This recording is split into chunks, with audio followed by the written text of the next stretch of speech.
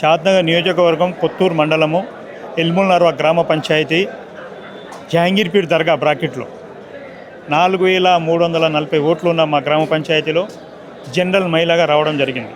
నేను మా లౌడియా లలితా గోపాల్ నాయక్ మేము ఎస్టీ కమ్యూనిటీ నుంచి ఒక జనరల్ స్థానానికి పోటీ చేయడం జరిగింది. మాకు 2136 ఓట్లు వచ్చింది. అవతల కాంగ్రెస్ అభ్యర్థి ఆగిర్ రవికుమార్ గుప్తాకు 1630 ఓట్లు వచ్చింది.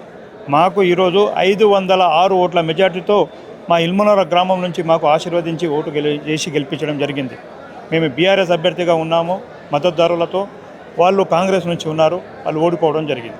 వాళ్ళు 2 సంవత్సరాల పరిపాలనలో కొంత పని చేసుకుంటూ వాళ్ళ ఒక గ్రామానికి ముందే మీకు ఒక 2 కోట్లు ఇస్తాము, 5 కోట్లు ఇస్తాము, అభివృద్ధి ఉంటుందని ఆలోచనతో జనాల్లో పోయిరు వాళ్ళు. కానీ అక్కడ బెదిరించడం కూడా జరిగింది.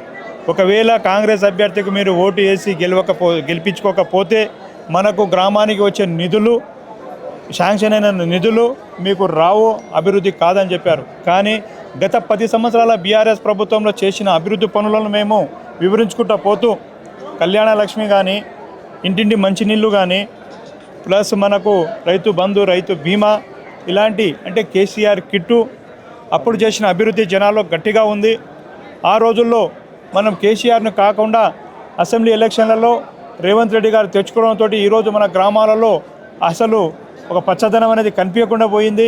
ఒక ఆనంద హోలనం లేదు. ఈరోజు గ్రామాల్లో ప్రతి ఒక్కరు ఇబ్బంది పడే రోజు, చిన్న వ్యాపారం నుంచి పెద్ద వ్యాపారం కానీ, రైతులు కానీ అందరూ కూడా ఇలా వాస్తవంగా చెప్పుకోవాలంటే రైతులకు కూడా యూరియా కూడా దొరకని పరిస్థితుల్లో మీరు గమనించి ఉంటారు ఇంతకుముందు. ఆ రోజుల్లో కూడా ఇలా చాలా బాధగా ఉన్నది.